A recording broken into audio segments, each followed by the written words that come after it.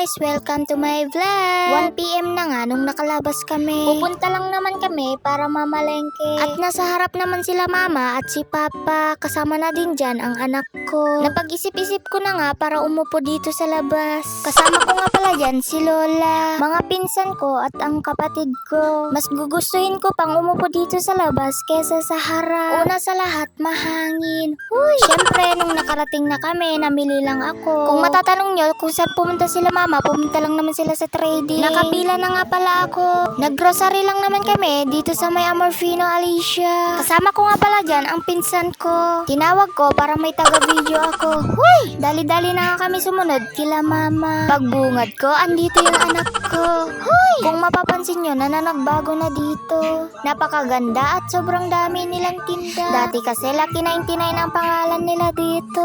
Ngayon ay trading na. Huy! Pinagkakamalan pa akong sales lady dito. Huy! Paano naman kasi kulay blue ang damit ko. Huy! Pinagsasaluhan pa nga nila dyan ang pinaka-cute na anak ko. Hindi pa nga sila naniniwala na may anak na ako. Nung nakalabas na kami, sumisilip pa ang pinsan ko. Huy! Pauwi na nga kami at ganito ang mga itsura ng kasama ko. Nung nakarating na kami dito sa Ngadanan, duman lang kami dito sa grocery. May nakalimutan lang kasi akong pinamili. Dali-dali na nga, hinatid ni kuya sa labas ang pinamili ko. Paglabas ko, andito yung dalawang sunggo. Huy! Iniwan niya pala kami dito ni Papa. Ang sabi niya, iikot lang siya. Shoot, Tamare, akala ko iikot lang sila. Kapatid kong parang may sakit sa utak. May paupo-upo pa sa gitna ng daan. Kumakain lang naman yan ng pandesal.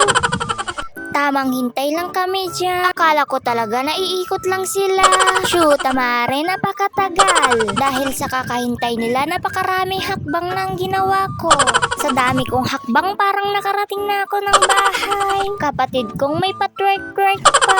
Sa oras na yan, wala kasing magawa sa buhay. Walang ginawa kundi inisin ako. Diyos mio, hinarangan pa talaga yung camera.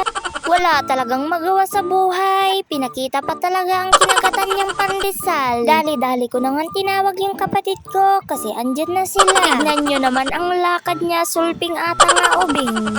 Wala talagang magawa sa buhay, hindi pa nakontento sa ginawa niya. Ay salamat, buti na lang dumating sila. Sa sobrang tagal nila, akala ko hindi na ako makakauwi. Kung makikita nyo, sobrang ganda dito.